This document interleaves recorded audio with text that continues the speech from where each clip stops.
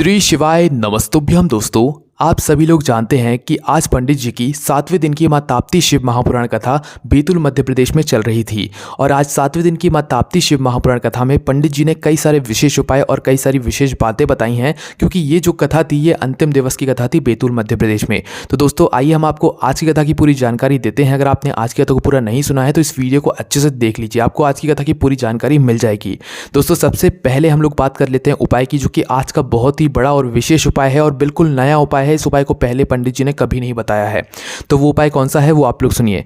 दोस्तों, अगर आप लोगों को बहुत ज़्यादा दुख समस्या है, ठीक है, बहुत ज़्यादा आपके शरीर में रोग बीमारी है, आप परीक्षा देने जा रहे हैं या आपका कोई इंटरव्यू है, तो उससे पहले आप इस विशेष उपाय को कर सकते हैं। आपको बहुत समय से संतान नहीं हुई है, उसके लिए भी आप इस विशेष उपाय को कर सकते हैं। पहले उपाय को समझ लीजिए, उसके बाद हम लोग आपको आगे की बात बताते हैं। दोस्तों, उपाय में आपको करना क्या है कि इस उपाय में आपको एक बेलपत्री और एक लोटे जल की आवश्यकता होगी बस, ठीक है। और इस उपाय को आप लोग किसी भी दिन प्रातःकाल सुबह सुबह कर सकते हैं। करना क्या है, एक बेलपत्र और एक लोटा जल आपको शिव जी के मंदिर लेकर जाना है। शिव जी के मंदिर लेकर जाने के बाद सबसे पहले जो बेलपत्र है वो आपको शिव जी की शिवलिंग के ऊपर अशुभ सुंदरी वाले स्थान पर समर्पित करनी है। कहाँ पर? अशुभ सुंदरी वाले स्थान पर, मतलब कि जो जलाधारी होती है शिव जी की, बिल्कुल बीचों बीच का जो जलाधारी का स्थान होता है वहां पर। अब बेलपत्री को आपको समर्पित कैसे करना है कि जो बेलपत्री आपको अशुभ सुंदरी वाले स्थान पर समर्पित करना है, पर जो बेलपत्री की डंडी का मुख होगा वो शिवलिंग की ओर होना चाहिए, ठीक है। और जो बीच वाली बड़ी पत्ती का मुख जहां से जल गिरता है उस साइड होना चाहिए, ठीक है। तो इस प्रकार से आपको एक बेलपत्री को जो है अशुभ सुंदरी वाले स्थान पर समर्पित करना है। समर्पित करने के बाद दोस्तों, अब आप जो एक लोटा जल चढ़ाएंगे वो आप शिवलिंग के ऊपर नहीं चढ़ाएंगे। इस जल को आपको किस प्रकार से चढ़ाना है, उस जल का आप लोग पहले नाम भी सुन लीजिए। उस जल का नाम है ओम बिंदु जल, या इसे हरिओम जल भी कहते हैं, ठीक है। और दोस्तों, पंडित जी ने बताया कि जो उज्जैन में सबसे पहला जो प्रातःकाल सुबह सुबह जल चढ़ता है शिव जी को, वो हरिओम जल ही चढ़ता है। हरिओम जल कैसे चढ़ाया जाता है वो अब आप लोग सुनिए। हरिओम जल ऐसे चढ़ाया जाता है कि जब आपने बेलपत्री को समर्पित कर दिया, अब सबसे पहले आपको थोड़ा सा जल उस बेलपत्री के ऊपर समर्पित करना है, ठीक है। थोड़ा सा जल बेलपत्री के ऊपर समर्पित कर दिया। अब फिर बेलपत्री के ऊपर समर्पित, मतलब अशुभ सुंदरी वाले स्थान पर समर्पित करने के बाद दूसरे स्थान पर आपको समर्पित करना है गणेश जी वाले स्थान पर, ठीक है, जो कि शिव जी के राइट हैंड साइड होता है। उस स्थान पर आपको क्या करना है, गणेश जी वाले स्थान पर थोड़ा सा जल फिर से समर्पित करना है। फिर उस जगह पर समर्पित करने के बाद फिर से वापस से अशुभ सुंदरी वाले स्थान पर आ जाओ, उसी बेलपत्री के ऊपर थोड़ा सा जल समर्पित कर देना है, ठीक है। फिर उसके बाद आपको क्या करना है कि जो मतलब कार्तिकेय जी का स्थान है लेफ्ट भाग शिव जी का, उस स्थान पर आपको थोड़ा सा जल समर्पित करना है, ठीक है। अब थोड़ा सा जल जो है इस कार्तिकेय वाले जी का स्थान पर समर्पित करने के बाद अब पूरा जल आपको जो है शिवलिंग के ऊपर आकर समर्पित कर देना है। इसे हम कहते हैं ओम बिंदु का जल, या आप इसे हरिओम जल भी कह सकते हैं। इसका एक बहुत ही बड़ा विशेष महत्व होता है, ठीक है। तो आपको आखिरी में जितना भी जल बचेगा कार्तिकेय जी के स्थान पर समर्पित करने के बाद वो पूरा जल आपको शिवलिंग के ऊपर समर्पित कर देना है, ठीक है। ये उपाय का ही ये पूरा क्रम है, ठीक है। उपाय में आपको ओम हरिओम जल का या जो है ओम बिंदु जल का जो है प्रयोग करना है, ठीक है। इस प्रकार से आपको बेलपत्री को समर्पित करते हुए जल को चढ़ा देना है। अब इस उपाय को आप किस किस चीज़ में प्रयोग कर सकते हैं वो भी आप लोग सुन लीजिए। आपको बहुत ज़्यादा रोग बीमारी है, आप बहुत ज़्यादा दुखी रहते हैं, उस चीज़ के लिए आप इस उपाय कर सकते हैं। संतान नहीं हो रही बहुत लंबे समय से, उस चीज़ को भी जो है उपाय कर सकते हैं। पर जब आपका उपाय हो जाए, भगवान शिव से आपको निवेदन करना है जिस काम के लिए आप इस उपाय को कर रहे हैं, ठीक है। और कार्य सिद्धि के लिए भी आप जो है इस जल का उपयोग कर सकते हैं, हरिओम जल का। उसके बाद कॉम्पिटिशन पेपर देने जा रहे हैं, कोई परीक्षा देने जा रहे हैं, उससे पहले भी आप इस हरिओम जल को चढ़ाकर शिव जी पर चढ़ाकर भगवान से विनती कर उनका आशीर्वाद लेकर जा सकते हैं, ठीक है। तो ये वो विशेष उपाय है जो कि आज की कथा में बताया गया है, बिल्कुल नया उपाय है। अब दोस्तों, बात कर लेते हैं अगली बात के बारे में, अगले उपाय के बारे में, जो कि पशुपतिनाथ के व्रत के बारे में बताया गया है। छोटी सी मतलब चीज़ में जो है यहाँ पर पशुपतिनाथ के व्रत को समझा दिया है कि पशुपतिनाथ के व्रत को आपको बहुत ही अच्छे से करना चाहिए, पूरे विश्वास से करना चाहिए। वो कैसे करना चाहिए? पशुपतिनाथ के व्रत में आपको प्रातःकाल सुबह सुबह उठकर शिव जी की पूजन अर्चना करने के लिए इस थाली को सजाकर शिव जी की पूजन अर्चना करना चाहिए, ठीक है। उसी थाली को जो है आपको शाम तक रखे रहना चाहिए। शाम को जो है आपको मीठे का कुछ भोग बनाकर 6 दीपक लगाकर जो है आपको क्या करना चाहिए, शिव जी के मंदिर में उसी थाली में रखकर लेकर जाना चाहिए। प्रसाद का भोग आपको नहीं बनाना, मतलब घर पर नहीं करना है, मंदिर में जाकर ही करना है, ठीक है। और जो आपने कढ़ाई में, जिस भी कढ़ाई में आपने प्रसाद बनाया, अगर 2 लोग व्रत रख रहे हैं तो भाई अलग अलग प्रसाद बनेगा, एक ही कढ़ाई में नहीं बनेगा। एक बार बन भी गया है तो इस कढ़ाई को धोकर वापस से दूसरी के लिए प्रसाद आप लोगों को बनाना है, ठीक है। तो इस प्रकार से आपको उस थाली को वापस लेकर जाना है। शाम की जो पूजा है वो करना है। पूजा में क्या करोगे, वहाँ पर 3 हिस्से प्रसाद के करोगे, तीनों हिस्से आपको वहाँ पर ज़मीन पर रखना है। 6 दीपक आपको वहाँ पर ज़मीन पर रखना है। 3 हिस्से कर लिए, 3 हिस्से करने के बाद शिव जी की जो आप पूजन अर्चना कर रहे हैं वो कर लो। 2 हिस्से जो है आपको शिव जी के लिए छोड़ देना है, एक हिस्सा अपनी थाली में वापस रख लेना है। 5 दिए वहाँ पर जला देना है, एक दिया वापस से उठाकर अपनी उसमें रख लेना है बिना जला हुआ ही, ठीक है।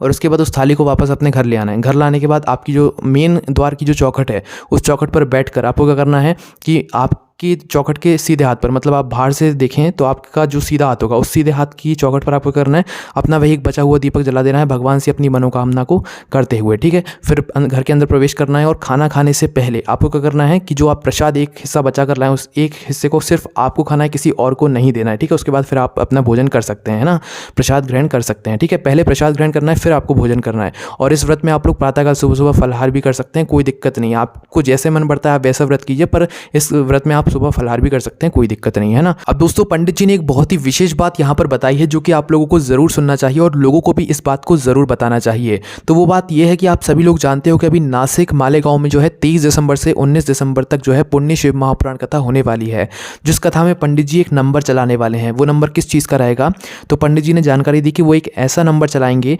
जिसमें जो रुद्राक्ष वितरण होने वाला है 16 फरवरी से लेकर 22 फरवरी के बीच में, उसमें जो भी लोग अपनी सेवा देना चाहते हैं, कुबरेश्वर धाम की मतलब चाकरी करना चाहते हैं, सेवा करना चाहते हैं, तो वो अपना नाम उस नंबर पर जो है लिखा सकते हैं और वो 16 फरवरी से लेकर 22 फरवरी के बीच में यहाँ पर शिव जी के धाम कुबरेश्वर धाम आकर वहाँ पर रुद्राक्ष वितरण में जो है अपनी सेवा दे सकते हैं। तो ये बहुत ही विशेष जानकारी है जो कि पंडित जी ने आज की कथा में दी है।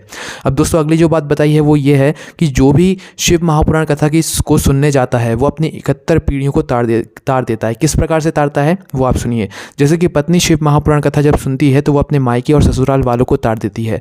जब पति शिव महापुराण कथा को सुनता है तो भाई गाड़ी चलाते समय जो भी व्यक्ति उस पति का मुख देखेगा तो भाई उसको भी कहीं ना कहीं शिव महापुराण कथा का थोड़ा बहुत फल जरूर मिल जाएगा।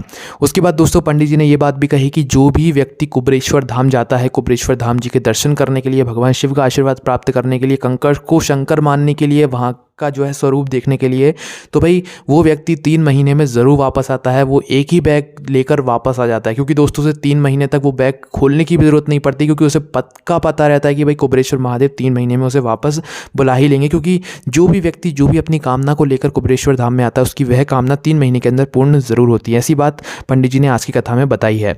उसके बाद दोस्तों पंडित जी ने यह बात भी बोली कि आजकल क्या है, शिव महापुराण कथा कई सारे मतलब पंडित जी करने लगे हैं, कई सारे ब्राह्मण जन भी करने लगे हैं, पर दोस्तों वो इस मंत्र का जाप किसी से नहीं करवाते हैं। वो लोग क्या समझते हैं, कौन सा वो मंत्र है पंडित जी का, श्री शिवाय नमस्तुभ्यम। अब दोस्तों कई सारे लोग समझते हैं कि ये पंडित जी का मंत्र है, पर ये पंडित जी का मंत्र नहीं है, ये शिव महापुराण कथा का मंत्र है। पंडित जी ने बोला कि आप जो गोरखपुर की मतलब शिव महापुराण कथा आती है उसमें आप खोल कर देख लीजिए, उसको पढ़कर देख लीजिए, आपको पता लग जाएगा कि श्री शिवाय नमस्तुभ्यम जो है वो प्रदीप मिश्रा जी का मंत्र नहीं है, वो शिव महापुराण कथा का मंत्र है। तो इसीलिए जो भी शिव महापुराण कथा कर रहे हैं, जो भी पंडित जी कर रहे हैं या जो भी ब्राह्मण जन कर रहे हैं, वो श्री शिवाय नमस्तुभ्यम का भी जाप जरूर करवाया करें। ऐसी पंडित जी ने निवेदन करा है कि श्री शिवाय नमस्तुभ्यम कोई प्रदीप मिश्रा जी का यहाँ पर कोई मंत्र नहीं है, वो शिव महापुराण कथा का मंत्र है। तो इसे बोलने में कोई शर्माना नहीं चाहिए, और ना ही कोई व्यक्ति अगर घर में फ्री बैठा हुआ है, मतलब आप चाहें तो श्री शिवाय नमस्तुभ्यम घर में जो है एक दूसरे से जो है इस मंत्र का जाप उच्चारण कर सकते हैं, इससे भगवान शिव का ही आशीर्वाद आपको प्राप्त होता है। उसके बाद दोस्तों पंडित जी ने ये भी बोला कि सभी जो नवयुवक बच्चे हैं, दुकान पर जाने वाले व्यक्ति हैं, आजकल के जो नवयुवक नौजवान बच्चे हैं जो अपने काम पर जाने लगे हैं, दुकानदारी संभालते हैं, वो लोग भी आजकल क्या करते हैं कि उनके पास उतना समय नहीं रहता है, तो वो अपनी एक बॉटल में अपने घर से जल भर कर लेकर जाते हैं शिव जी के मंदिर जाकर, वहाँ का लोटा लेकर उस लोटे में जो है उस बॉटल का जल भर कर उस जल को शिवलिंग के ऊपर चढ़ा देते हैं। अगर लोटा नहीं भी होता है तो वो जो है बॉटल से भी जल चढ़ा देते हैं, भगवान शिव उसे स्वीकार कर लेते हैं। तो उन सभी लोगों से जो है यहाँ पर पंडित जी ने धन्यवाद किया है कि आप लोग इसी तरीके से जो है जल चढ़ाते रहिए ताकि शिव युग और हमारे इस पीढ़ी में आता जाए। और दोस्तों पंडित जी ने बोला कि जब भी आप लोग शिव जी के लिए जल चढ़ाने के लिए लेकर जाएं तो अपने घर का जल कोशिश करें कि वह आप लेकर जाएं, क्योंकि वहाँ पर आपके पितरों का वास होता है, और जब आपके घर से जल जाएगा तो भाई भगवान शिव आपके ही घर आएंगे ना। जब आप अपने घर से कोई चीज़ लेकर जा रहे हो, अपने घर से कोई कार्ड देने जा रहे हो किसी व्यक्ति के घर, तो भाई वो आपके घर ही आएगा ना आपके निमंत्रण से। तो उसी प्रकार से भगवान शिव जी के लिए आप अपने घर का जल लेकर जाइए और भगवान शिव जी पर चढ़ाइए, तभी भगवान जी आपके घर आएंगे और आपको जो है आशीर्वाद प्रदान करेंगे। उसके बाद दोस्तों पंडित जी ने अगली बात जो बताई कि जो भी व्यक्ति अगरबत्ती लगाते हैं, अपनी दुकान में अगरबत्ती लगाते हैं या अपने घर में अगरबत्ती लगाते हैं, तो उसे दिल से लगाएं, मन से लगाएं, दिल से लगाएं। क्योंकि दोस्तों कई सारे लोग क्या करते हैं कि भाई उनके दादा परदादा अगरबत्ती लगाते आ रहे हैं तो वो भी लगाते हैं। नहीं, दादा परदादा आपके अगरबत्ती इसीलिए लगाते थे ताकि वो अपने पूरे परिवार के ऊपर भगवान का आशीर्वाद प्राप्त करा सकें, ठीक है। उनका कुछ ना कुछ एक नियम रहता था अगरबत्ती लगाने के लिए। पर आप लोगों को क्या करना है कि भाई आप लोग भी अपने दादा परदादाओं जैसे ही जो है पूरे दिल से, वो लोग दिल से अगरबत्ती लगाते थे। ठीक है, तो आप लोग भी पूरे दिल से अगरबत्ती लगाया करो और भगवान से निवेदन किया करो कि भगवान ये आपकी दुकान है, आपको ही संभालना है, आपको ही सब कुछ देखना है, ये आपका ही काम है, आपको ही सब देखना है, उसके बाद आपको अगरबत्ती लगाना है। ठीक है, निश्चित ही फिर वह आपका काम ज़रूर चलेगा अगर आप भगवान शिव जी के नाम से किसी भी चीज़ की शुरुआत करेंगे, भगवान भोलेनाथ के नाम से किसी भी चीज़ की शुरुआत करेंगे। उसके बाद दोस्तों जो पत्र आया है वो बहुत ही विशेष है आज का।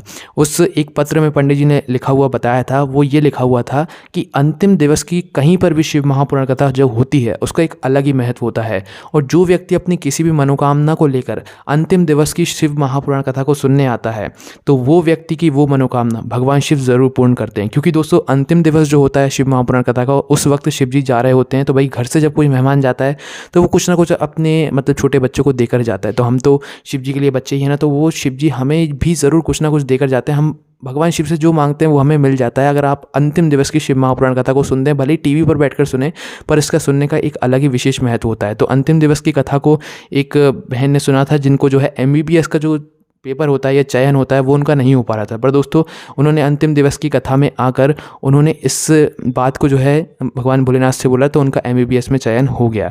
उसके बाद दोस्तों हज़ारों पत्र बैतूल मध्य प्रदेश की कथा में वहाँ पर रखे हुए थे, पंडित जी ने निकाल कर भी दिखाया कि ये देखो हज़ारों पत्र हैं और इन सभी में एक ही बात है कि भाई हाँ, हमें भोले बाबा ने इतना सब कुछ दिया है। ऐसी बात भी पंडित जी ने आज की कथा में बोली। और दोस्तों पंडित जी ने उसके बाद बोला कि इतना पानी गिरा बैतूल में, मतलब इतना कहने का मतलब है कि वहाँ की जो मिट्टी थी, जो पहले दिन की कथा में जो है इतना पानी गिर गया था कि वहाँ की जो मिट्टी थी वो पूरा गीली हो गई थी, कीचड़ हो गई थी और सबको डर लग रहा था कि भाई अब क्या होगा, कैसे होगा, कथा कैसे होगी। पर दोस्तों सब भोले बाबा ने देख लिया। वहाँ पर जो है भोले बाबा घूम भी रहे थे, आप लोगों को पता ही होगा, वहाँ पर घूम भी रहे थे, पर सब कुछ भोले बाबा ने संभाल लिया। सभी कुछ कथा अच्छी हो गई। वहाँ पर भीड़ भी जितनी आनी चाहिए थी उससे कई गुना ज़्यादा आई है कीचड़ होने के बावजूद भी। ठीक है, हालांकि अब सब कुछ ठीक है, भोले बाबा ने सब कुछ संभाल लिया था। और पंडित जी ने वहाँ पर सभी सहकर्मियों को धन्यवाद दिया। साथ ही में पंडित जी ने बोला कि बैतूल वासियों ने आज ये इतिहास रच दिया है इस कथा को करवाकर। इस कथा में जो जो दुख समस्याएं आई उन सबको मतलब झेल लिया है, भगवान भोलेनाथ ने सब कुछ ठीक कर दिया है। उसके बाद दोस्तों पंडित जी ने एक बात को समझाने के लिए एक उदाहरण बताया कि जैसे कि कोई पानी रहता है, नदी रहती है, तो वहाँ पर नदी के किनारे एक दुर्वा लगी हुई होती है। ठीक है, और एक चट्टान होता है, एक पत्थर होता है। तो जब पानी बहता है, नदी बहती है, तेज़ बहाव आता है, तो भाई वो चट्टान या पत्थर लुढ़क कर इधर उधर हो जाता है। पर दोस्तों जो साइड में दुर्वा लगी हुई होती है ना, वो इधर से उधर नहीं होती, वो बस झुक जाती है। तो पंडित जी ने मतलब एक बार जो है यहाँ पर उस चट्टान ने क्या पूछा, उस पत्थर ने क्या पूछा दुर्वा से कि मैं तो इधर उधर उखड़ जाता हूँ, निकल जाता हूँ, फैल जाता हूँ, पर तुम तो वहीं के वहीं अड़ी हो और तुम्हें कुछ होता ही नहीं। तो दुर्वा ने जवाब देते हुए कहा कि बस जब जल का बहाव आता है तो मैं उस समय झुक जाती हूँ और जैसे ही जल का बहाव चला जाता है तो मैं वापस से ऊपर उठ जाती हूँ।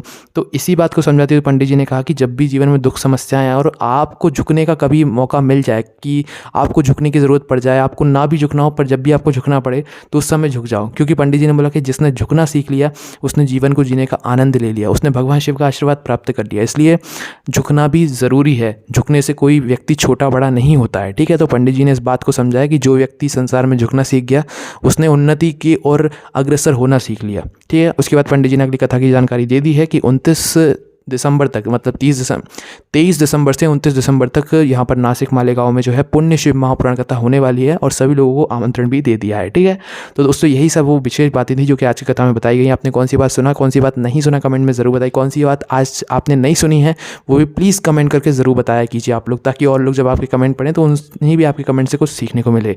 ओम नमः शिवाय, जय भोले बाबा श्री शिवाय, नमस्तुभ्यम।